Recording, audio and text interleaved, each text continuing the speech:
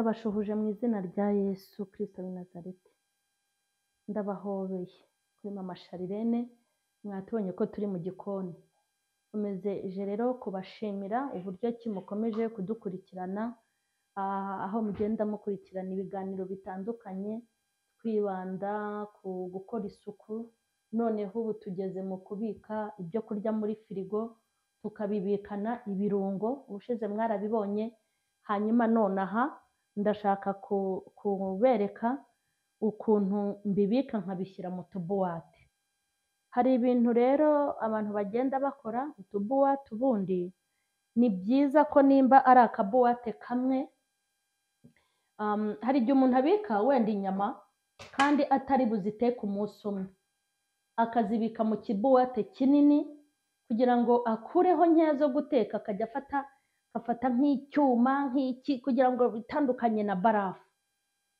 Ntago ari byiza ko ubika muri frizeri hasi ibintu biba barafu bigusaba gukuramo ukongera ugasubizamo, ntago ari byiza. Bibaye byiza wazajya ushaka utubuwate twinshi, ukavuga uti aka kabuwate nkuyemo amafi yuzuyemo cyangwa acagase, bitewe n'uko famiye yawe ingana.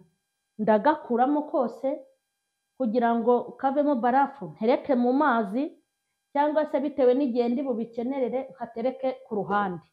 Aho kugira ngo ushyire mu kibuwate kinini, nujya gukuramo bikunanire ukoresha icyuma. Hari ukuntu najyaga mbikora, ugafata icyuma ugakubita muri barafu kugira ngo inyama itandukane n'iyindi, ariko ukabona ni ibintu byo kwitesha umutwe. Ariko kugenda upanga izo uri bukoreshe, nimba ari saa sita, nimba ari nijoro, ukavuga uti izikwiriye hano zirahagije, cyangwa se wabona kanari gatoya ukavuga uti izikwiriye hano nizo zizaba zimpagije, bitewe n'izo ubitse cyangwa biterwa n'ibyo ubitse. N'ikibuwate kinini bibaye ubona biguhagije, nabwo nicyo wakoresha.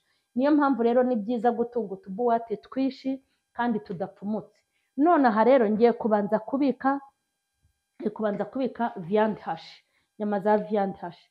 Impamvu rero utu tubuwate tubonerana, icyiza cyatwo, nk'ubu hari igihe umuntu ajya muri firigo kubera utubuwate twinshi turimo, kugira ngo uvuge se akabuwate k'isombe ni akahe, ukajya gupfundura ugasanga si ak'isombe, ugafungura ugasanga ni ak'ibishyimbo, kuko uba ubitsemo ibintu bitandukanye. Ariko kano kabonerana gutya, cyiza cyako, iyo ugiye gukuramo ifi uhita umenya ngo harimo ifi.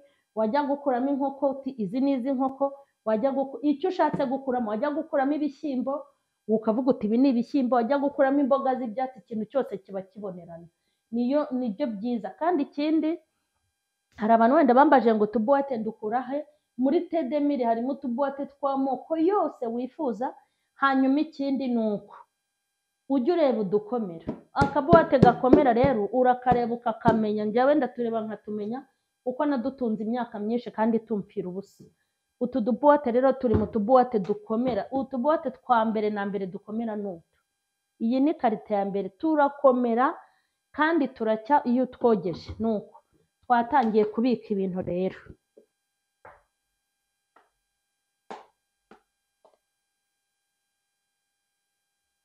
Ndenda ndupangamo kugira ngo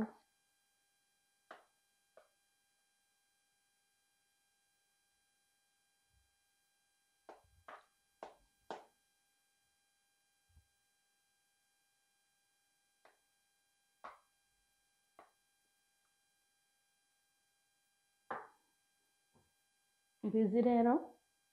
Ikindi ni uko ugomba kubika ku buryo zitazamuka no hejuru zigatera undi mwanda, kandi babibonye. Aka ni akambere.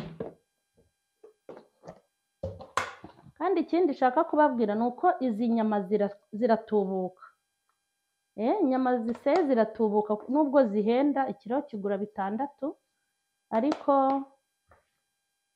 ni byiza ko uzajya wigurira intuza, uzajya wigurira inyama ziseye ukabyikorera. Ibyo byiza nakugiramo inama.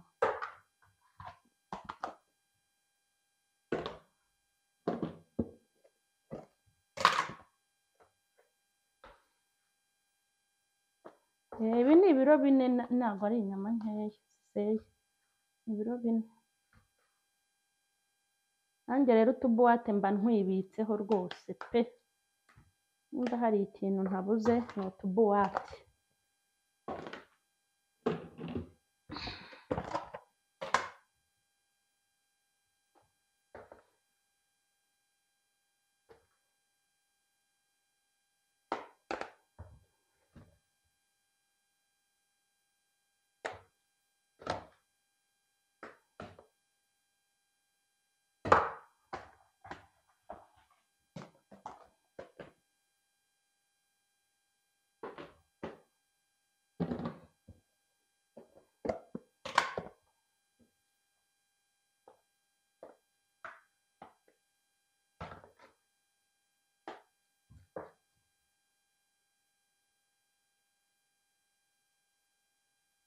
Hanyuma mwabibonye utubuwate tuvuyemo 6 mu biro bingahe? Mu biro 4. Izi ni inyama ziseye, ngiye koza ikirushe.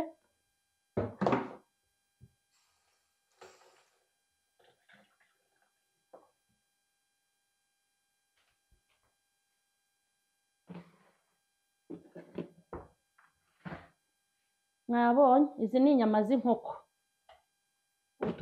Utu tubuwate twisumbuyeho kurusha turiya.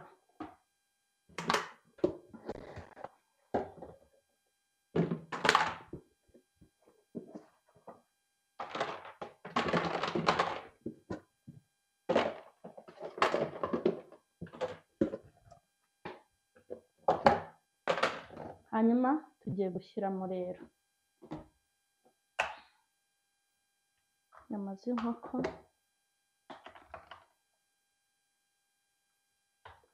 Noneho kuko ari inyama zivanze, uburyo bwo kuzibika hano uzibika uzivangura kugira ngo utazasanga ibaba mu kabuwate kamwe, ahandi ugasangamo amaguru gusa. Kuzibika rero wabanje kuzireba.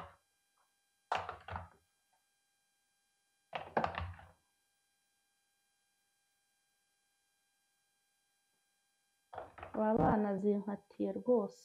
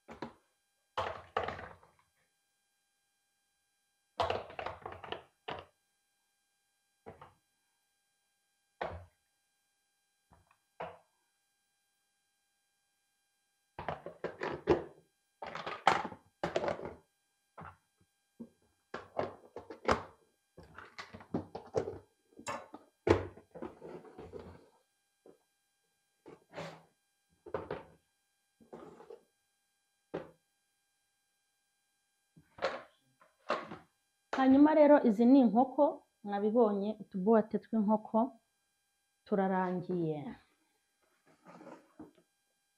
Ubona ko ni ibintu bisa neza. Hanyuma izi ni file, ndazishyira muri 3 cyangwa 2, biraterwa n'izo mbona. Ubwo rero nizo tugiye kubika. Mbibutse ko izi ari inyama zivanze n'ibirungo. Ubushize narabiberetse ukuntu nafashe inyama n'amafi n'inkoko nkashaka kubibikana n'ibirungo. Harimo ibirungo rero, ntibize kugucanga ngo yoberwe ibyo ari byo.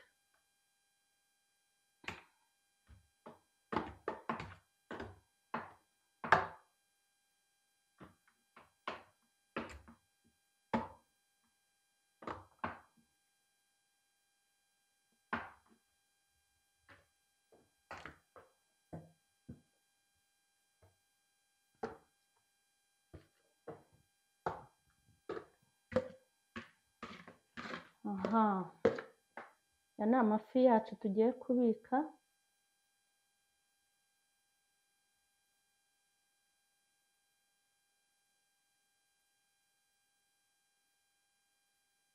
Hanyuma rero mwabibonye ukuntu mbika inkoko, amafi ya file n'inyama ziseye, kuzibikana ibirungo, hanyuma nkashyira no mu tubuwate. Murabibona ko ni ibintu bifite isuku, noneho ubu ni uko umuhumuro utaca muri kamera. Ni ibintu bifite isuku, ni ibintu bihumura, mbese biranahumura nk'aho hose hahumuye, bimeze fureshi. Imana rero nibaha umugisha, ndabakunda cyane. Ikintu ngiye guhita nkora, ngiye guhita njya kubibika nabyo mbibereke. Hano ngiye kubishyira muri firizeri. Yego, twagiye rero. Hanyuma nari nababwiye ko tugiye kubibika muri firigo, hanyuma reka tubibike rero muri firigo.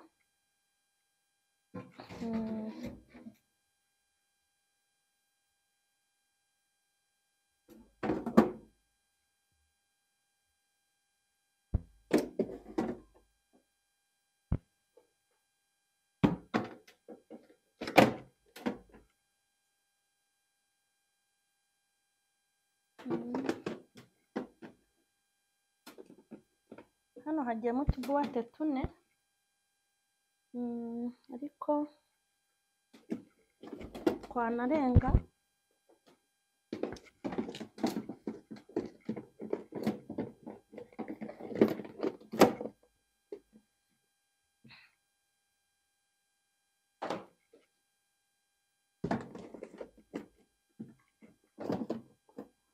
Hanyuma hano hagiyemo utubuwate 2, 4, 6.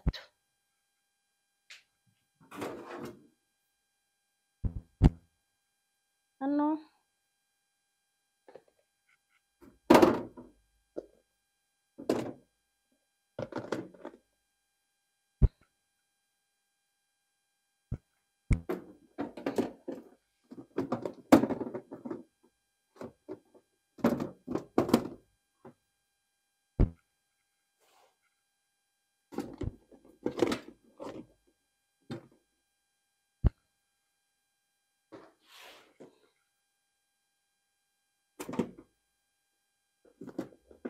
hano hagiyemo 3, 6, 8. Nabibonye buwate 8 hano, hariya 6. Hanyuma ariko nabibitse uko mbonye, kuko ntago haraburamo ibi bintu bibitse hano, haraburamo ibishyimbo n'imboga.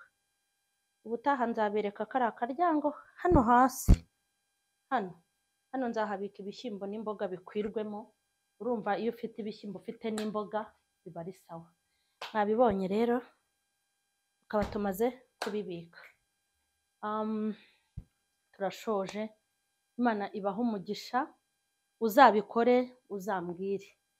Nusanga ari byiza uzambwire, gusanga ari byiza byo ni byiza, kuko ntago naza hano kukubwira ibintu bitari byiza. Uzabigerageze urebe kandi uzasanga ari sawa. Imana ibaha umugisha rero. Abatarakora subscribe ni muyikore, mukore share na comment zanyu, nta kibazo.